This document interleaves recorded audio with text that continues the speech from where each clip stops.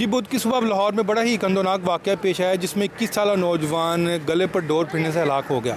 अच्छा, वाक़या कुछ यूँ पेश आया कि ये नौजवान जो था ये मजंग के इलाके का रिहायशी था और ये नवा कोट से आ रहा था। मुल्तान रोड पर मोटरसाइकिल पर ये केमिकल डोर जो थी वो गले पर फिरने से ये हलाक हो गया। और जब ये वहाँ पर ये वाक़या जब पेश आया तो मुकामी अफराद ने फ़ौरी तौर पर इस बच्चे को अस्पताल पहुँचाया क्योंकि इसकी शनाख्त नहीं हो रही थी। जब ये अस्पताल पहुँचा है तो इसके जेब से निकलने वाले शनाख्ती कार्ड के मुताबिक इसकी शनाख्त हुई। इसका नाम यूसुफ निकला और ये मजंग का रिहायशी था, जिस पर उसके वर्सा को इतला दी गई। इसके वर्सा वहाँ पर पहुँचे तो वहाँ पर एक कोहराम बरपा हो गया कि उनका जवान साला बच्चा डोर फिरने से हलाक हो गया। अच्छा, इसमें पुलिस की बड़ी बेहिसी है कि पुलिस ने जो रपट दर्ज की, हमारे ज़राए के मुताबिक नवाकोट थाना था, पुलिस ने जो रपट दर्ज की उसमें उन्होंने ये जिक्र किया कि इस बच्चे की जो मौत है वो एक्सीडेंट में हुई है और वो पत्थर लगने से हलाक हुआ है, जबकि साफ नज़र आ रहा था। हमने उसकी डेड बॉडी भी देखी है। नाज़रीन, वो तो आपको नहीं हम दिखा सकते, इसकी लाइव फ़ोटो दिखा सकते हैं। इसकी डेड बॉडी भी जो हमने जब देखी है तो उसके गले पर साफ निशान नज़र आ रहा है डोर फिरने का। और जब ये अस्पताल पहुंचा है तो डॉक्टर ने ज़ाहिर है जब यहाँ वहाँ पे पहुँचे इब्तदाई तिब्बी इमदाद उन्होंने देने की कोशिश की, इसको स्टिचेस भी लगे लेकिन वो जहाँ पर नहीं हो सका। उसके बाद इसके जब वर्सा को इतला दी गई तो इसके वर्सा वहाँ पर पहुँचे, फिर उनके डेड बॉडी उनके हवाले की गई और इस वक्त भी हम उसके घर के बाहर मौजूद हैं। हर आंख अश्कबार है यहाँ पे, पूरे इलाके में यहाँ पे सोग है, दुकानें बंद हैं और हर आंख अश्कबार है। उसके अजीज़ व क़रीब, दोस्त, रिश्तेदार सभी यहाँ पे मौजूद हैं और तमाम जो लोग हैं वो यही मुतालबा कर रहे हैं कि जब तक पंजाब हुकूमत ने जब इस बसंत पर पाबंदी लगा दी थी, डोर पर पाबंदी लगा दी थी, तो उसके बाद फिर क्यों ये वाक़या पेश आया। जबकि आपको नाज़रीन मालूम होगा कुछ दिन पहले पंजाब हुकूमत की जानिब से एक इजलास भी किया गया जिसमें ये सोचा जा रहा था कि लाहौर में बसंत की इजाज़त दी जाए, लेकिन उससे पहले ही ये एक बड़ा ही अंदोनाक वाक़या पेश आया। और लाहौर के शहरी जो है इस पर बहुत ज़्यादा सरापा एहतजाज भी है और उनका ये कहना है कि जब तक इस पर काबू नहीं पाया जाता, इस कातिल डोर को पकड़ा नहीं जाता, इन कातिलों को पकड़ा नहीं जाता, तब तक ये क्यों बसंत मनाई जा रही है। जबकि पुलिस की जानिब से ये दावे किए जाते हैं कि जी रोज़ हज़ारों की तादाद में पतंगे पकड़ी जाती हैं, डोर पकड़ी जाती है, लेकिन सवाल ये है कि वो पतंगे अगर पकड़ी जाती हैं, ये डोर पकड़ी जाती है तो फिर वो उड़ कैसे रही है, वो दोबारा उन कातिलों के हाथ तक कैसे पहुंच रही है जो इसको इस्तेमाल करते हैं और कीमती जानें चली जाती हैं। ये सवाल जो है ये हम पंजाब हुकूमत से भी कर रहे हैं, हर उस शहरी से कर रहे हैं जिनके आस पास ये दुकानें तो नहीं हैं लेकिन ये डोरें भी बिक रही हैं, ये गुड्डियाँ भी बिक रही हैं, ये पतंगे भी बिक रही हैं और लोग जो है इसको उड़ा रहे हैं। हम इसके घर तो आ गए हैं, अब इस बच्चे के घर हम मौजूद हैं, हम उसके वालिदैन से भी बात करेंगे, महल्लेदारों से भी बात करेंगे, उनका इसके बारे में क्या कहना है। अच्छा, जो बच्चा हलाक हुआ है यूसुफ, उसके एक रिश्तेदार करीबी अजीज़ हैं, वो भी हमारे साथ मौजूद हैं, हम उनसे बात करते हैं कि उनका क्या कहना है। अच्छा, आपको जब इतला मिली, आप मौके पे गए, आपने क्या देखा? हमें इतला मिली है रात को कि बच्चे का एक्सीडेंट हो गया है। ठीक है जी, हमारे एक पड़ोसी थे वहाँ पे, वो अपने भाई को लेके गए तो उन्होंने हमें फ़ोन किया कि जी बच्चे का एक्सीडेंट हुआ है। हम जब वहाँ पे गए हैं तो एक्सीडेंट नहीं था, उस बच्चे को डोर फिरी हुई थी, डोर बट्टा, ये पुलिस जो कह रही है ना बट्टा लगा है, बट्टा लगने से गर्दनें नहीं कटती। बिल्कुल ठीक है, बिल्कुल ठीक। ये कौन लोग हैं, कौन उठा रहा है, इनको कौन इजाज़त दे रहा है? ठीक है, खुदारा ये अल्लाह का नाम लें, इसको ये पाबंदी लगी हुई थी 2000 की। ठीक है ना, इसको पाबंदी लगनी चाहिए। कोई बंदा मैंने नहीं देखा जो वो कहे कि जी मेरी गुड्डी डोर की दुकान बंद हो गई और मैं भूखा मर गया हूँ। लोग सर्वाइव कर रहे हैं। अब खुदा का नाम लें, हमने सीएम साहब से हमारी दरख्वास्त है कि इसको पाबंदी लगी, इसको पाबंदी रहने दें। नए जो है ना वो नए शोशे ना छोड़ें। अच्छा, इनको बंद रहने दें। शोशा छेड़ा है कि रपट जो लिखी गई है कि जी इसको बट्टा लगा है। हाँ जी, बट्टा लगा, पत्थर लगा। पत्थर लगने, मैं बताता हूँ कि इसको और रंग दिया जा रहा है। पत्थर लगने से गर्दनें नहीं कटती। बिल्कुल ठीक है। कहता उसको डोर फिरी हुई है, हमारे पास फुटेज मौजूद है। ठीक है, सबूत के तौर पे हमारे पास फुटेज मौजूद है। उसको बच्चे को डोर फिरी है और वो बहुत कफील था, घर का 2 ड्यूटियाँ करता था, माँ बाप का और बहन भाइयों का पेट पालता था। हमारी दरख्वास्त है मोहतरमा मरियम नवाज से कि वो आएँ और इनकी दाद रसी करें, इनके वालिदैन को आगे मिलें, उनके साथ इज़हार अफसोस करें। यूसुफ के वालिद इंतहाई गम में मुब्तला हैं, इस वक्त वो हमारे साथ मौजूद हैं, हम उनसे बात करते हैं कि उनका क्या कहना है इस बारे में। यूसुफ, बड़ा ही दुखी वाक़या हुआ है, तो ये क्या हुआ, क्या कैसे पता चला आपको, क्या बताया गया आपको? वो ड्यूटी ऑफ करके आ रहा था बेटा मेरा दोस्त उधर हॉस्पिटल, सर्विस हॉस्पिटल में था, उसकी कॉल आई, कहता है कि इस तरह यूसुफ का ना एक्सीडेंट हो गया है। मैं भागा हूँ, उधर जाकर मैंने चेक किया तो डेड बॉडी पड़ी हुई थी। इसका वो नरानिया चौक समनाबाद के करीब वो डोर फिरी है और मौके पे मेरे बच्चे की डेथ हो गई है। मैं बड़ा परेशान हुआ हूँ। मैं हुकूमत पंजाब से मरियम नवाज साहब कहता हूँ ये खूनी खेल बंद किया जाए। मेरे बच्चा चला गया है और खुदारा किसी और का ना जाए। ये मेरी मुसीबत मेरे ऊपर पड़ी हुई है, या अल्लाह किसी और पे ना जाए। सबके बच्चे एक जैसे होते हैं। ये दुख बहुत ज़्यादा बड़ा है मेरा, ये कोई फील नहीं कर सकता मेरे सिवा। मैं कहता हूँ मरियम नवाज साहब ये बंद किया जाए। मैं बहुत परेशान हूँ। अच्छा, पुलिस ने जो रपट लिखी है, उन्होंने रपट लिखी है कि जिसके एक्सीडेंट हुआ था। मैंने रपट नहीं लिखवाई। वो कह रहे थे मैं रपट लिख लेते हम। मैंने रपट नहीं करवाई, मैंने करवानी भी नहीं है। कोई प्रेशर तो नहीं आप? नहीं, प्रेशर कोई नहीं है। उन्होंने तावन किया हमारे साथ, बहुत तावन किया। वो कहते हैं बताएं कोई है किसी के पास शक वगैरह है आपको? शक में किसी के भी नहीं है। नहीं, वो पहले ये कहते रहे कोई जाति दुश्मनी की खातिर नहीं कोई दुश्मनी। ये डोर फिरने से बच्चे की लाखों तो ये तो मुल्ज़मान, तो आप चाहते हैं कि मुल्ज़मान तक पहुंचे पुलिस, तो जब तक FIR दर्ज नहीं होगी तब तक कैसे पुलिस पहुंचेगी? भाईजान मैं नहीं करवाना चाहता। मेरे साथ जो वाक़या हुआ है मैं बहुत परेशान हूँ।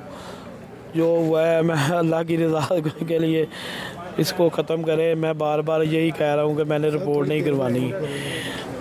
बहुत गमज़दा हैं यूसुफ के वालिद। उनका ये कहना है कि मेरा हीरे वगैरह पुत्र चला गया। अब ये क्या वाक़या हो गया? इधर जा रहे हैं, डोर से फिर एक हलाकत उधर जा रहे हैं, उधर जा रहे हैं। हुआ आप इतला क्यों मिली थी? ये बता दें। डिटेल्स वगैरह ले रहे हैं वो कंप्लेंट पर। सुबह का वाक़या है जी, सुबह का वाक़या, कुछ डिटेल तो बताएं कैसे हुआ? नहीं वो जो अभी जो हमारे पास डिटेल्स आई थी वो यही थी कि कोई ऐसा इंसिडेंट हुआ है। फिर हमने वहाँ के फुटेज चेक की है। अच्छा। तो वहाँ पे जो रात का इंसिडेंट है वहाँ पे हमें कुछ नज़र आ रहा है। अच्छा। लेकिन अभी हम फैमिली से जाके ज़रा एक दफ़ा पूछते हैं। अच्छा, नहीं डॉक्टर्स ने वो डेड बॉडी जो नज़र आ रही है उस पर तो ये लग रहा है बस वही चीज़ हम फैमिली से पूछना चाह रहे हैं ना। देखिए वो सारी चीज़ें एविडेंस इकट्ठे करके ना फिर वो जो चीज़ सामने आएगी फिर हम उससे शेयर करेंगे। अभी ज़रा अभी वही हम फैमिली को जाकर ना टच कर रहे हैं। चल, थैंक यू। अस्सलाम वालेकुम। प्रोग्राम जुर्म और सजा के लिए खैरपुर से मैं हूं यासिर फारूकी। खैरपुर सिटी में तोप चौक के करीब एक घर से 6 अफराद की लाशें मिली हैं, जो कि ताजिर नवीद अराई, उनकी अहलिया और उनके 4 बच्चों की हैं। मरने वाले बच्चों की उम्रें 6 से 14 साल के दरमियान हैं। मैं इस वक्त उस घर के बाहर मौजूद हूं, पुलिस की जानिब से जिसे सील कर दिया गया है। मकतूलीन के अहले खाना से बात करते हैं कि ये वाकया किस तरह पेश आया, जबकि पुलिस से जानने की कोशिश करते हैं कि हकाइक क्या है और तफ्तीश कहां तक पहुंची है। मकतूल नवीद अराई के वालिद तो गहरे सदमे में हैं, जो बात करने की पोजीशन में नहीं हैं। उनके अजीज नदीम अराई से बात करते हैं कि ये अफसोसनाक वाकया किस तरह पेश आया, कि ये वाकया किस तरह पेश आया, क्या बताएंगे? जी, बिस्मिल्लाहिर्रहमानिर्रहीम। ये बहुत बड़ा सदमा है हमारे लिए, हमारी फैमिली के लिए, अराई बरादरी के लिए। बज़ाहिर तो कोई ऐसा मसला नज़र नहीं आ रहा। जो इब्तदाई जो मालूमात पुलिस ने इकट्ठी की हैं उससे बज़ाहिर यही लग रहा है कि भाभी जो है वो दूसरी शादी से दिल बर्दाश्ता होके उन्होंने इंतहाई कदम उठाया है। बाकी जो 4 बच्चे कत्ल हुए हैं वो समझ में नहीं आ रही बात कि वो मतलब एक माँ कैसे मार सकती है अपने बच्चों को, ये समझ में नहीं आ रहा। बताएगा, कुछ ऑडियोज भी आई हैं जिसमें कहा जा रहा है कि खातून ने खुदकुशी से कबल वो ऑडियो मैसेज छोड़ा है।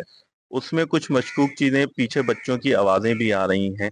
इस हवाले से क्या कहेंगे, क्या वो ऑडियो सही है? नहीं सर, ऑडियो बिल्कुल बेबुनियाद मान घड़ते हैं, ऐसी कोई चीज़ नहीं है। क्योंकि जब वो ऑडियो रिकॉर्ड है तो उसके पीछे बच्चों की आवाज़ें आ रही हैं, तो हमें इस पे बड़ी तशवीश है। और हम इंशाल्लाह पुलिस से ये मुतालबा करेंगे SSP साहब से कि इसकी फॉरेंसिक रिपोर्ट भी कराई जाए और इनकी फेयर इंक्वायरी कराई जाए, ताकि असल जो हकायक है उन तक पहुँचा जाए। और ऐसी कोई बात नहीं है। मेरी बरादरी से भी और दोस्तों से भी, आवाम से भी ये गुजारिश है कि ऐसी मनगढ़ंत और बेबुनियाद जो ऑडियो वीडियोस चल रही हैं उस पर ध्यान न दें और सोगवार खानदान के साथ उनके दुख में बराबर के शरीक हो। इस वक्त हम SSP खैरपुर हसन सरदार नियाजी के साथ मौजूद हैं। 6 अफराद के कत्ल केस की तहकीकात कहां तक पहुंची हैं, इनसे जानते हैं। ये बताइएगा, अब तक क्या तहकीकात हुई हैं, ये वाकया किस तरह पेश आया? ये एक अफसोसनाक वाकया था जिसमें 6 कीमती इंसानी जानें गई हैं। मियाँ बीवी और उनके 4 बच्चे थे और ये घरेलू कशीदगी थी, घरेलू झगड़ा था। इब्तदाई तहकीकात के मुताबिक इसमें खातून ने अपने खावंद को भी कत्ल किया, फिर 4 बच्चों को भी कत्ल किया और फिर अपनी जान भी ले ली। इसमें हम दूसरे एस्पेक्ट को भी देख रहे हैं, हर एंगल से हम तफ्तीश कर रहे हैं। पोस्टमार्टम्स हो चुके हैं, इसके अलावा फोरेंसिक के लिए तमाम बॉडी अज्जा को भेजा जा रहा है, वो वेपन का फोरेंसिक किया जा रहा है, जो भी टेक्निकल ग्राउंड्स पे तहकीकात जारी हैं और इसमें क्राइम सीन का हर एंगल से जायज़ा लिया गया है।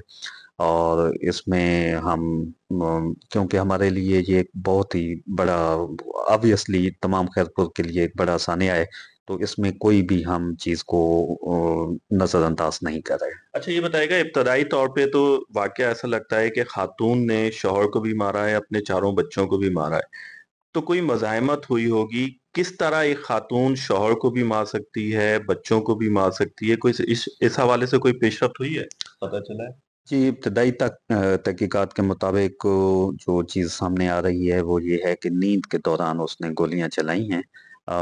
खाने में कोई चीज़ मिलाई गई थी जिसमें बच्चे और जो हस्बैंड था वो सो गए थे और सोते हुए खातून ने गोलियां चलाई और फिर अपने आप को भी उसने सुइसाइड कर ली।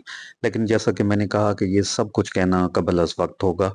तहकीकात जारी हैं, तहकीकात के बाद ही हम हतमी तौर पे अपनी राय देने के काबिल होंगे। लेकिन फ़िलहाल जो क्राइम सीन की जो पोज़ीशन है और जो हमने इब्तदाई तहकीकात की हैं, उसके मुताबिक ये चीज़ सामने आई है। अच्छा, क्या खाने में क्या चीज़ मिली थी? क्या खाना था वहाँ पे? रात के वक़्त ये खाना दिया गया था? किस वक़्त ये वाक़या पेश आया है? कुछ सीसीटीवी फुटेजेस भी सामने आई हैं क्या आने-जाने की? घर में कोई और दाखिल हुआ है या नहीं हुआ? जी, हमने सीसीटीवी फुटेजेस भी वहाँ से कलेक्ट की हैं। वहाँ पे फ़ॉर्च्यूनेटली 2 सीसीटीवीज़ लगे हुए थे। तो उसमें उनका जो एक बच्चा था, उसकी आमदो-रफ़्त थी, उसके अलावा किसी की भी आमदो-रफ़्त उस घर की जानिब नहीं हुई। तो उस बच्चे की आमदो-रफ़्त सुबह के वक़्त थी और ये जो वक़ूआ है, ये तकरीबन 12 से साढ़े 12 के दरमियान है। और एक और चीज़ है कि खातून ने खुद भी जो अपनी एक ऑडियो बयान जारी किया है, उसने सोशल मीडिया ऐप पे जारी किया है, वो भी तकरीबन 12 से साढ़े 12 के दरमियान तकरीबन 12:16 पे उसने बयान जारी किया, जिसमें उसने कन्फेशन की है कि मैंने ये काम किया है और मैंने अपने हस्बैंड की जान ले ली है। उससे कुछ देर पहले उसका बेटा जो है वो बैर से वो गया है और उसने एक कोल्ड ड्रिंक बोतल उसने ली है और अंदर गया है। ये तकरीबन उससे 1 घंटा पहले की बात है। तो सीसीटीवी फुटेजेस भी हमने हासिल की हैं और ये सोशल मीडिया ऐप्स की मदद भी हासिल की हैं। बाकी हम जितने भी शवाहिद हैं वो इकट्ठे कर रहे हैं। अच्छा, जो ऑडियो आई है तो उसमें उस वक़्त बच्चों की बैकग्राउंड आवाज़ें सुनी जाएँ तो बच्चों की बैकग्राउंड आवाज़ें भी आ रही हैं और वो ऑडियो से भी ऐसा लग रहा है कि खातून पढ़ रही है, रीड कर रही है कुछ लिखा हुआ। तो इस हवाले से कुछ पता चला है कि बच्चों को किस वक़्त मारा है खातून ने और ये एग्ज़ैक्ट वक़्त कितना बजा था? खुद खातून ने कब सुसाइड की है? जी, जो है उसमें ऑडियो का जो वायरल हुई है वो तकरीबन 12:16 पे ऑडियो वायरल हुई है और उसमें खातून खुद कह रही है कि मैंने अपने शौहर को कत्ल कर दिया है और उसमें वो किसी पे इल्ज़ाम भी लगा रही है। वो कह रही है कि उसने मेरे बच्चों से जो चीज़ है कि वो बाप छीन लिया है। उसमें अभी तक बच्चों की आवाज़ें आ रही हैं। मीन्स के उस वक़्त तक बच्चे ज़िंदा थे और ऑब्वियसली उसने अपनी जान भी बाद में ली। तो ये जो वक़ूआ है पुलिस पहुंची थी 12:36 पे। तो 12:16 से लेके 12:36 जब पुलिस को इत्तला मिली, 20 मिनट का वक़्फ़ा था। इस दौरान में बच्चे और खातून वो खुद भी बच्चों को भी मार चुकी थी, खुद भी वो सुसाइड कर चुकी थी। तो उसने खामंद को मार के ये सोशल मीडिया ऐप पे बयान छोड़ा। उसके बाद उसने बच्चों को मारा और उसके बाद खुद खुदकुशी की। तो इसके बाद सोशल मीडिया पे बयान वायरल होने की वजह से चीज़ फैली और पुलिस को भी इत्तला मिली। मैं खुद भी क्राइम सीन पे पहुंचा और ये तमाम चीज़ें। अच्छा, दूसरी बीवी जिस पे खातून पे इल्ज़ाम लगाया जा रहा है, उसका भी एक वीडियो बयान आया है। क्या उसको भी शामिल तफ्तीश किया जाएगा और वाक़ये का मुकदमा दर्ज हो गया है? अभी वाक़ये का मुकदमा कोई नहीं हुआ। इसमें जो भी चीज़ें होंगी वो लवाकिन की जानिब से होंगी। तमाम चीज़ें हम देख रहे हैं और लवाकिन से भी हम ज़ाब्ते में हैं और तमाम एंगल से, जैसा कि मैंने पहले आपको कहा कि हम तमाम एंगल्स का जायज़ा ले रहे हैं। ये केस किस किस्म का है, हम जितनी भी मैंने आपको बातें बताई हैं वो सिर्फ एक एस्पेक्ट है, तो इसमें किसी भी हम एस्पेक्ट को नज़रअंदाज नहीं करेंगे। इसमें क्या वजूहात हो सकती हैं, क्या अवामिल हो सकते हैं, उनको किसी को हम नज़रअंदाज नहीं करेंगे और इसको प्रोफेशनली अंदाज में हम डील करेंगे। जी बिल्कुल, इब्तदाई तहकीकात के मुताबिक खातून ने शौहर की जानिब से दूसरी शादी करने पे दिलबर्दाश्ता होके शौहर की भी जान ली और अपने बच्चों को भी गोलियां मार के कत्ल किया। ताहम पुलिस की जानिब से हर जाविये से तहकीकात की जाएगी। अब तक की इब्तदाई रिपोर्ट ये बताती है, लेकिन हतमी रिपोर्ट आने तक इस केस की तफ्तीश जारी रहेगी। बरतानिया में प्यार और मोहब्बत के नाम पर पैसों के फ्रॉड में बहुत ज़्यादा इजाफा हो गया है। मुकामी पुलिस के मुताबिक सिर्फ पिछले साल में प्यार और मोहब्बत के नाम पर, यानी जिसको रोमांस फ्रॉड कहते हैं, उसके नाम पर तकरीबन 106 मिलियन पाउंड का फ्रॉड हुआ, जो रिपोर्ट किया गया है पुलिस को कि मुख्तलिफ जो केसेस में लोगों से पैसे बटोरे गए प्यार के नाम पर, मोहब्बत रोमांस के नाम पर, और ये वो अमाउंट शामिल नहीं है जो लोगों ने रिपोर्ट नहीं की। इस तरह अगर टोटल ये फिगर देखा जाए तो ये कई सौ मिलियन पाउंड बनते हैं। जो मुख्तलिफ जो रोमांस फ्रॉड होता है उसमें एक बड़ी तादाद ऐसे लोगों की है कि जो शर्म की वजह से और डर की वजह से वो रिपोर्ट नहीं करते। लेकिन अब ये ट्रेंड भी बनता जा रहा है कि बहुत सारे लोग, चूँकि ऑनलाइन फ्रॉड होता है, बहुत सारे ट्रेस लोग छोड़ जाते हैं, वो पुलिस को, और एक्शन फ्रॉड है जो बरतानिया का एक्शन फ्रॉड है उसको रिपोर्ट भी करते हैं। एक इंटरेस्टिंग केस जो एक सामने आया है जिसमें एक इंडियन ओरिजिन के वरुण यादव नामी एक शख्स हैं जिन्होंने ख़ुद आकर यहाँ BBC को इंटरव्यू दिया और उन्होंने कहा कि वो आवाम को अवेयरनेस के लिए, उनको बताने के लिए उन्होंने फ़ैसला किया कि वो बेशक उनको कम्युनिटी देखे, लोग देखें, लेकिन वो सामने आए और बताएं कि उनके साथ क्या हुआ। वरुण यादव को, उनको ऑनलाइन एक लड़की से उनकी दोस्ती हुई जिसका नाम था रेखा शाह। उन दोनों का प्यार हो गया। वरुण ने यह समझा कि वो उनको लाइफ पार्टनर मिल गई है और ये कि उनकी जो ख्वाबों की शहज़ादी थी वो मिल गई है। कई महीनों तक उनका आपस में बहुत ज़्यादा प्यार हुआ और उन्होंने फ़ैसला किया कि वो शादी करेंगे। लेकिन और उसमें उनके व्हाट्सएप के ज़रिए, वीडियो कॉल्स के ज़रिए उनकी बाकायदा तौर पर बातचीत भी होती रही और इनकी जो मुलाकात है वो एक इंडिया से चलने वाली एक जो डेटिंग एप्लीकेशन है, डेटिंग ऐप है, उसके ऊपर हुई। और उस जब डेटिंग ऐप के ऊपर ये मिले एक दूसरे से तो बहुत ज़्यादा प्यार था और फिर जब उनका ट्रस्ट डेवलप हुआ तो रेखा ने उनसे मुख्तलिफ जो पैसों के मुतालबात शुरू कर दिए कि हम मिलकर इन्वेस्टमेंट करते हैं। और इन्वेस्टमेंट के नाम पर उन्होंने 40,000 पाउंड 3 मुख्तलिफ़ किस्तों में उन्होंने वरुण से लिया। और जो ऐप थी जिसमें जो इन्वेस्ट किया जा रहा था उसमें बहुत सारी बड़ी बड़ी बातें भी की हुई थी कि पैसे किसी भी वक्त विड्रॉ भी किए जा सकते हैं, 100% रिटर्न और इस तरह के वादे। लेकिन जब 40,000 पाउंड की उन्होंने अमाउंट पूरी डाल दी तो उनको अंदाज़ा हुआ कि ना सिर्फ ये कि रिटर्न में कुछ नहीं आ रहा, वादे पूरे नहीं हो रहे, बल्कि वो विड्रॉ भी नहीं कर सकते। और उसके साथ साथ रेखा ने अपना नंबर भी बदला लिया और इस तरह उनको जो वरुण यादव है उनको बहुत ज़्यादा उनको मुसीबतों का सामना करना पड़ा। और उन्होंने आकर फिर पूरा पुलिस को अपनी और जो मीडिया को पूरी स्टोरी बताई है कि किस तरह से उनको जासा देकर प्यार के नाम पर इतनी बड़ी इन्वेस्टमेंट करवाई गई। लेकिन जो ऐसे लोगों की बहुत बड़ी तादाद है जो इतने दिलेर नहीं होते कि वो सामने आकर इस चीज़ को बयान कर सकें। यहाँ पर जो एक्शन फ्रॉड का ये कहना है कि लोगों को फंसाया जाता है इस बुनियाद पर कि उनसे एक इन्वेस्टमेंट, छोटी इन्वेस्टमेंट ली जाती है और जब वो स्टक होती है तो उनसे कहा जाता है कि इतने और पैसे दिए जाएँ ताकि उसकी रिकवरी हो।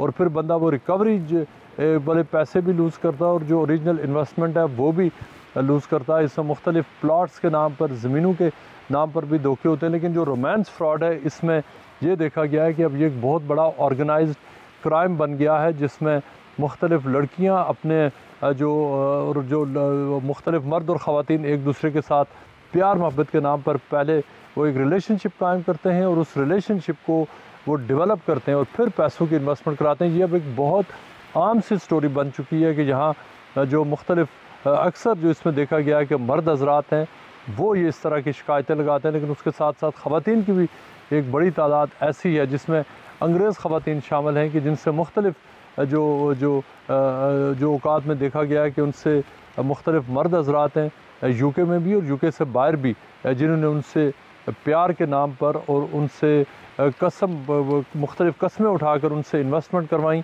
या उनसे पैसे लेकर या भाग गए या उनके कीमती अशिया चोरी कर ली। इस पर जो एक्शन फ्रॉड है उसने गाइडलाइंस इशू की और पूरे बरतानिया में एक कैंपेन चल रही है कि प्यार और मोहब्बत के नाम पर जब लोग इकट्ठे होते हैं तो उनको इस हवाले से तंबीह की गई है कि इस बात को यकीनी बनाएं कि आप जब पैसे इन्वेस्ट कर रहे हैं, पैसे दे रहे हैं, ये आप अपने रिस्क पर दे रहे हैं। इसमें बाद में पुलिस को इन्वॉल्व करके ऐसे पैसे की रिकवरी के चांसेस बहुत कम हैं। इसको पुलिस अब सिविल केसेस के तौर पे देखती है, क्रिमिनल केसेस के तौर पर नहीं देखती, इसलिए कि जो पैसे दिए जाते हैं, इन्वेस्ट किए जाते हैं, वो रजामंदी से किए जाते हैं और फिर जब लोग फंसते हैं तो वो पुलिस के पास जाते हैं। लिहाजा एक्शन फ्रॉड ने कहा है कि आप अपने जो इस हवाले से जो लोग इन्वेस्ट करते हैं या देते हैं पार्टनर्स को पैसे, वो इस बात का ख्याल रखें कि उनके साथ अगर उनके पैसे और उनकी इन्वेस्टमेंट लूज़ होती है तो इसके ज़िम्मेदार वो खुद होंगे।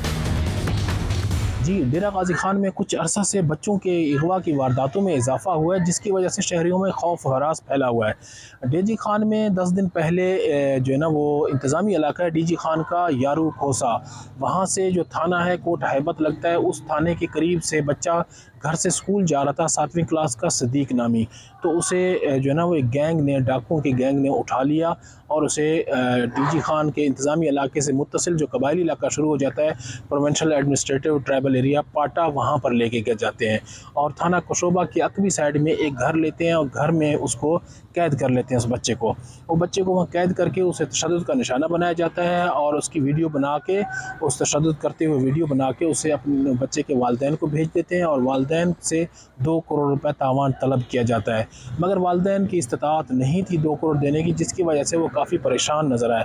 तो 10 दिन तक वालिदैन जो है ना वो मुख्तलिफ इलाकों पे जाते रहे अपने इंसाफ की मदद करने के लिए।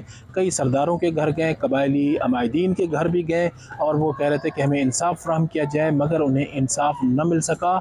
आखिरकार वो district police officer DG Khan Tariq विलायत के पास आ गए और उन्होंने यहाँ आकर जो है ना फरियाद की कि उसके बच्चे को बाजियाब करवाया जाए, जिसके बाद पॉलिटिकल एडमिनिस्ट्रेशन और जो डिस्ट्रिक्ट पुलिस ऑफिसर है वो आपस में मिल जाते हैं, इकट्ठे होके उस बच्चे के जो है ना वो हिकमत अमली तरतीब देते हैं, मगर फिर भी वो कामयाब नहीं हो सके। उसकी वजह यह है कि वो मुसल्लह डकैत थे, वो बैठे हुए थे, चूँकि वो कबायली इलाका है, वहाँ पर डिस्ट्रिक्ट जो पुलिस है वो नहीं जा सकती बग़ैर होम डिपार्टमेंट की परमिशन के, तो इसलिए वो बॉर्डर मिलिट्री पुलिस ने अपने असर रसूख इस्तेमाल करके उनसे बात की और बताया ये जाता है, गैर मुसद्दका ज़राए से हमें ये पता चला है कि कुछ उन्हें पैसे दिए गए, अगरचे जितनी तलब थी उतने तो नहीं दिए गए, मगर कबायली अमायदीन को बीच में ला के उस बच्चे को उनसे जो है ना वो बाजियाब करवा के पुलिस के हवाले BMP ने किया है।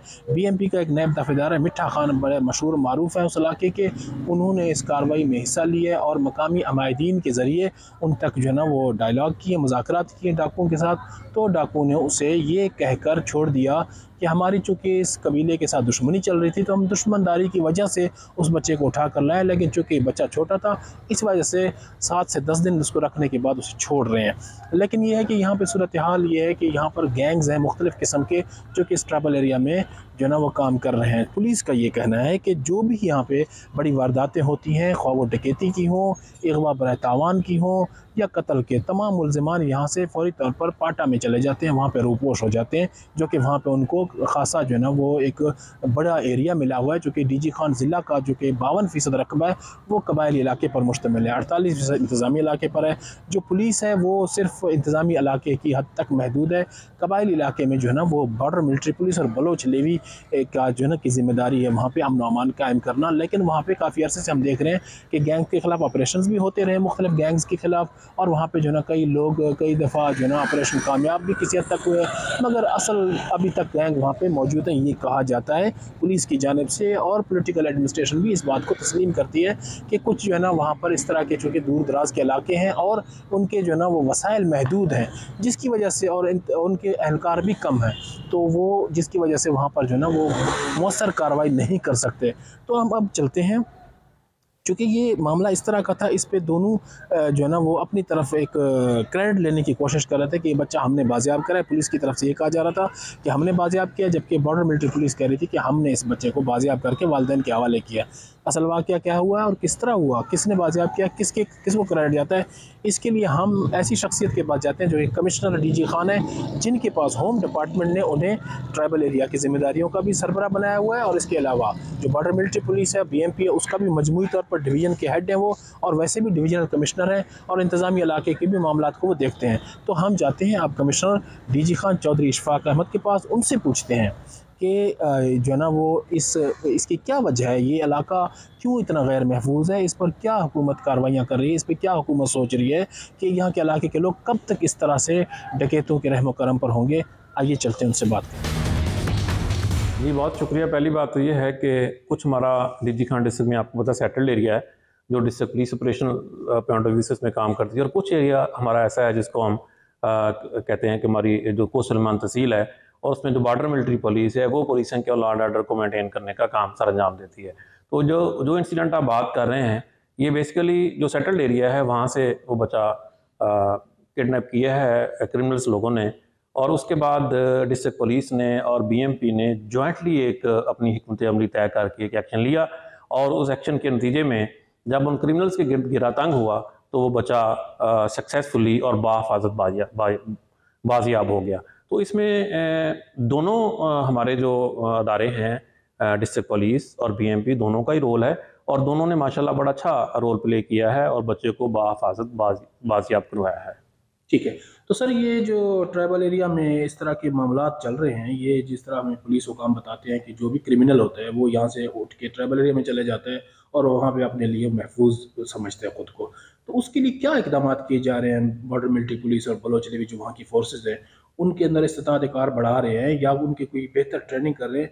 क्योंकि वो तो एक रवायती फोर्स है, कबायली सरदारों के ज़रिए से काम करती रही है पहले से माजी में, तो अब उसमें कोई बेहतरी, कोई इस्लाहात, कोई किस तरह कोई काम हो रहा है? देखें, पहली बात तो ये है कि आपके इल्म में है कि जो कोस्ट सलमान तहसील का जो आप ट्राइबल एरिया कह रहे हैं ये पहाड़ी इलाका है, उसका टेरेन ज़रा डिफ़िकल्ट है, वहाँ मूवमेंट मुश्किल होती है, तो इस लिहाज से शायद छुपने के लिए बाद क्रिमिनल लोग ऐसे होते हैं जो वहाँ पर ऐसी जगह या हाइड आउट्स उनकी तलाश कर लेते हैं, और जब एक्शन होता है तो वो पकड़े भी जाते हैं।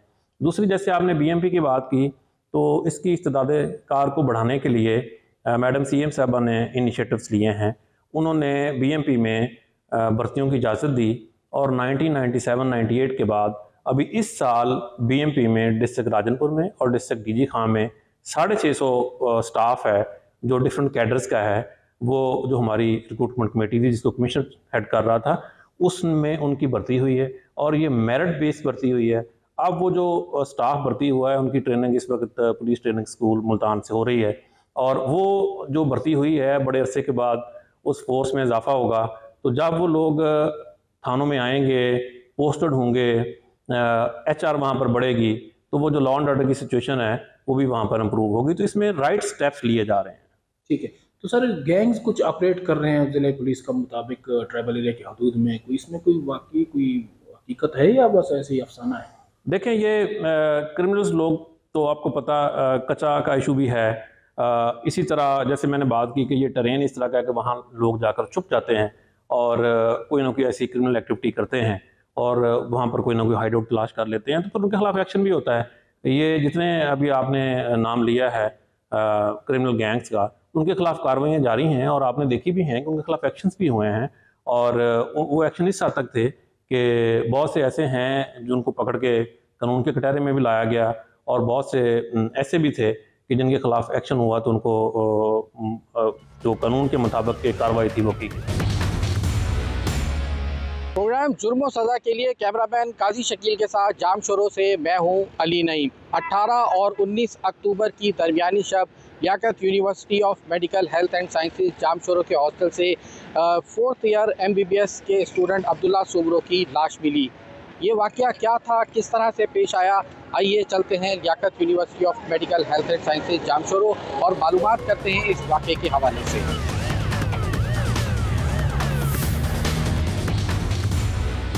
इस वक्त हम Liaquat university of medical health and sciences के हॉस्टल अलसीना हॉस्टल के बाहर मौजूद हैं।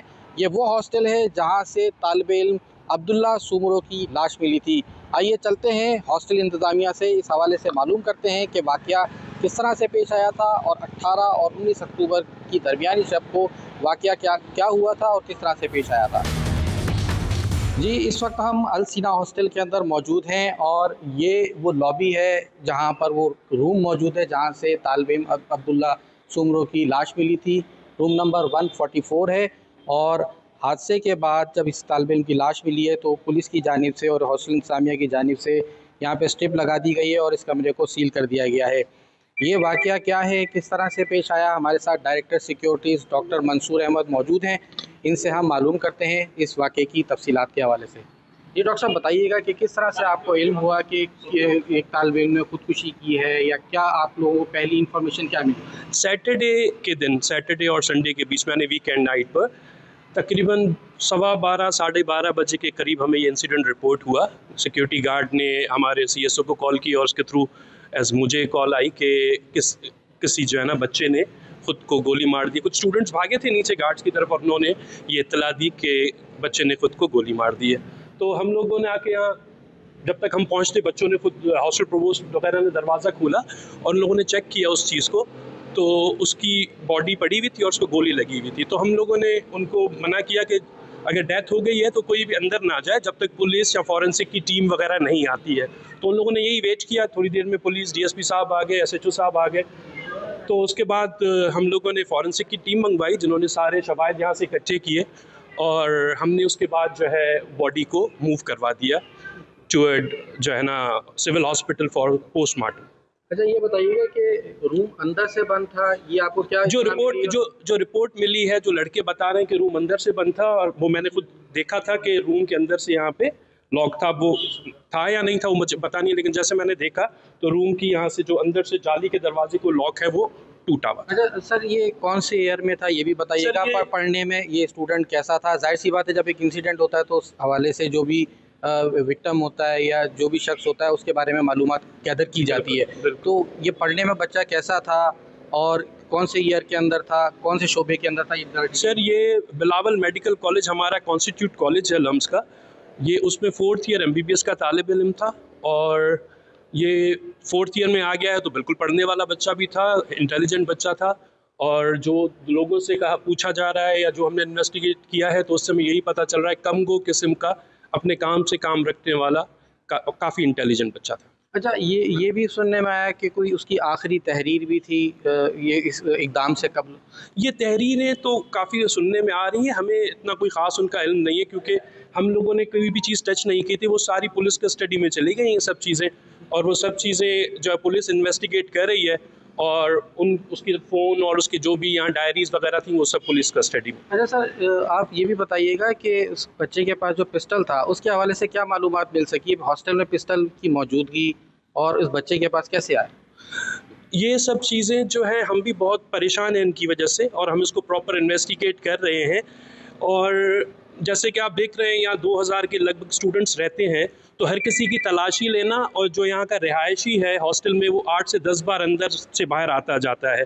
और आप देख रहे हैं इतनी बड़ी बाउंड्री है, कोई अंदर बाहर से फेंक भी सकता है जिस तरफ गार्ड अवेल बनी हो, लेकिन हम उसको प्रॉपरली इन्वेस्टिगेट कर रहे हैं कि ये कहाँ से आया और कैसे आया। अच्छा, ये बताइएगा कि ये तालिब इल्म आपने बताया बिलावल मेडिकल कॉलेज का था। जी जी। क्या इसकी रेजिडेंस भी यही हॉस्टल है? नहीं, ये जो रूम है ये बेसिकली उनके दोस्त का है।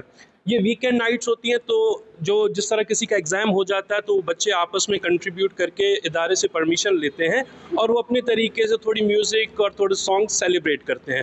न्यू PG हॉस्टल है हमारा उस तरफ, ये वहाँ पे रूम नंबर 35 का रिहायशी था।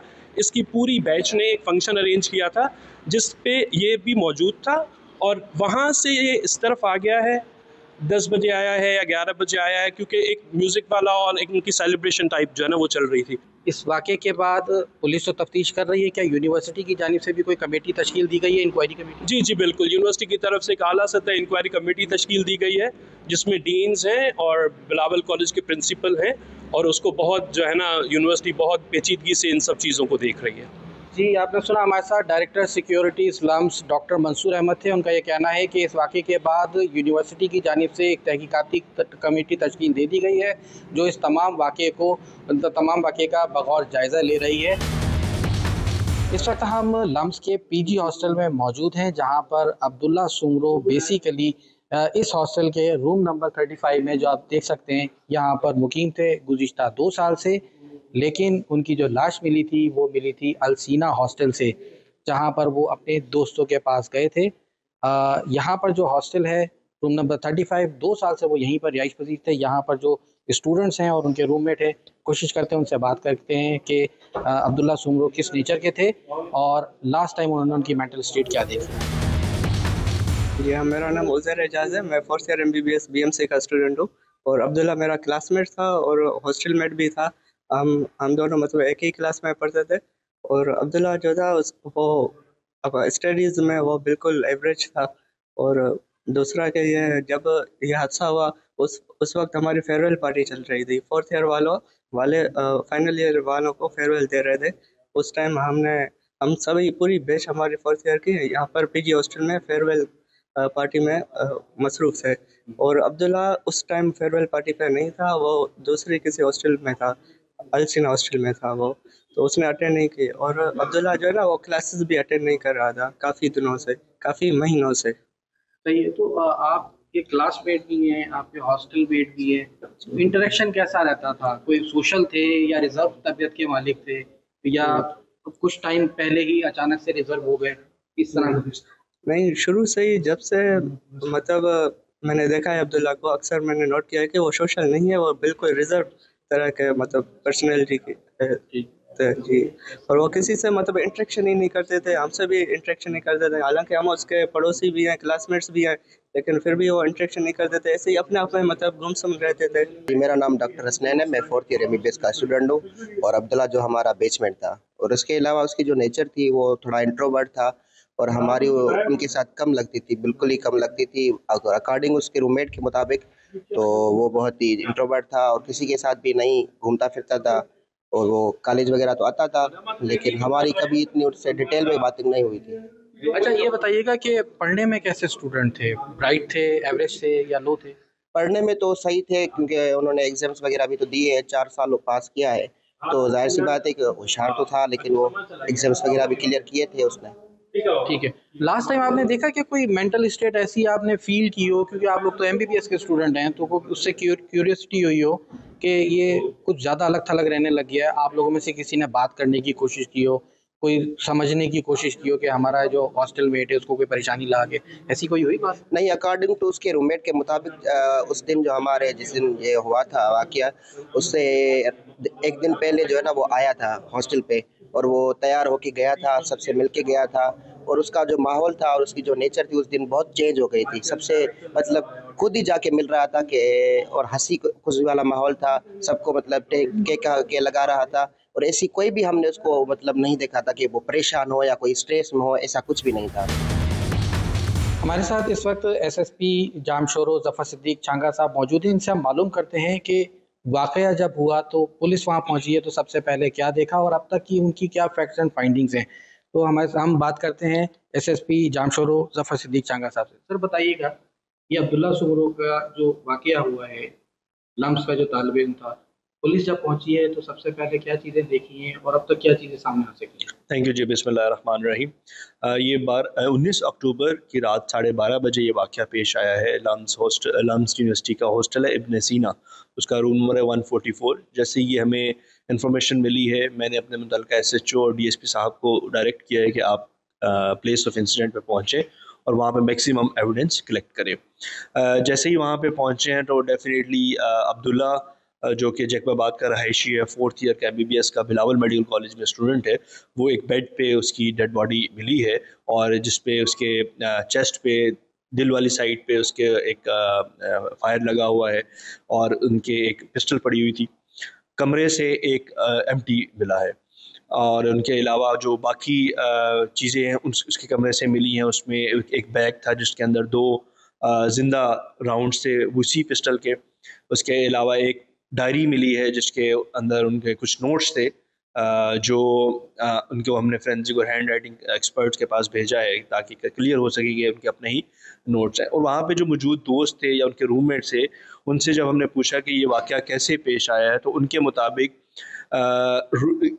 जो कमरा है वो अंदर से कुंडी लगी हुई थी और हमने नॉक कर रहे थे कि दरवाज़ा खोले, अंदर से कोई आवाज़ नहीं आ रही थी, लेकिन उसी दौरान एक फायर की आवाज़ आई है, जिसको फिर जब फायर की आवाज़ आई उसके बाद पैनिक हुआ है और उन्होंने दरवाज़ा तोड़ के रूम के अंदर जब दाखिल हुए हैं तो ये डेड बॉडी उनको नज़र आई। और रूम में ऐसी कोई खिड़की या रोशनदान नहीं है जिससे कोई बंदा अगर मौजूद हो तो वो एग्ज़िट कर सके। ये जो सारे हालात वाक़यात है, इससे लगता तो ये है कोई ऐसा एविडेंस हमें नहीं मिला जिससे हम कह सकें कोई एक्सटर्नल एलिमेंट या एक्सटर्नल फैक्टर इन्वॉल्व है। अभी तक की हमारी इनिशियल इन्वेस्टिगेशन के मुताबिक हमने पोस्टमार्टम करवा लिया हुआ है, और ये उनके जो रूममेट्स हैं पिछले 2 से 2.5 साल से, उनके मुताबिक ये पहले भी एक दफ़ा, इनकी एक हिस्ट्री है, ये पहले भी एक दफ़ा अटैम्प्ट कर चुके हुए हैं मार्च 2024 में, और सब तब सर्वाइव कर गए थे। अच्छा, ये बताइएगा जो पिस्टल मिला है वो क्या पता चल सका है कि किसका है? आया इन्हीं का था या कौन लेकर आया? इस हवाले से क्या मालूम? अच्छा, इस हवाले से आपको हम 2 चीज़ें बताना समझते हैं कि उनके एक दोस्त हैं बहुत करीबी, उन्होंने बताया कि कुछ दिन पहले उन्होंने जो अब्दुल्ला है उन्होंने अपने दोस्त से 40,000 रुपये उधार मांगे थे। उस दोस्त ने तो नहीं दिए क्योंकि उनके पास शायद बैंक उनका वर्क नहीं कर रहा था। एक और दोस्त से उन्होंने 60,000 रुपया लिया और वो कराची गए थे इस वाक़ये से 2 दिन पहले, और वहाँ से जब वापस आए हैं तो ये इंसिडेंट पेश आया है। तो हम उस पर काम कर रहे हैं, उनका मोबाइल हमारे पास है, उसके फोरेंसिक भी करवा रहे हैं, उनके जो CDR एनालिसिस भी कर रहे हैं, और क्योंकि उनके बैग से, जो उनका ज़ाती बैग था, उसके अंदर से 2 जिंदा राउंड मिले हैं, वही राउंड्स जो इस्तेमाल हुए हैं, उसी तरह का राउंड जो उनके इस्तेमाल हुआ है। तो हमें ये एक एविडेंस है कि शायद ये पिस्टल भी उनका था, और ये कहाँ से लेके आए उसमें अभी हम कोई हतमी राय कायम नहीं कर सकते, लेकिन उसमें हम काम कर रहे हैं। अब तक की आपकी जो फैक्ट्स एंड फाइंडिंग्स हैं उसमें क्या लगता है कि ये खुदकुशी है या कत्ल है? देखें, हम बड़े एहतियात से काम ले रहे हैं, कोई हम हतमी राय कायम नहीं कर रहे, लेकिन हम ये ज़रूर कहेंगे कि अभी तक की इनिशियल इन्वेस्टिगेशन के मुताबिक हमें कोई ऐसा एविडेंस नहीं मिला जिसमें कोई एक्सटर्नल फैक्टर के इन्वॉल्वमेंट हो, कोई एविडेंस ऐसा नहीं है। बिलावल मेडिकल कॉलेज के तालिबे इल्म अब्दुल्ला सोमरो का ताल्लुक जिगबाबाद के इलाके ठुल से था, जिसके वुरसा से हमने रब्ता करने की कोशिश की लेकिन उन्होंने बात करने से गुरेज किया। ताहम पुलिस की अब तक की जो तफ्तीश है उसके मुताबिक ये वाक़या बज़ाहिर खुदकुशी ही लगता है, लेकिन पुलिस तमाम तर पहलुओं का जायज़ा लेकर तहकीकात का अमल जारी रखे हुए है।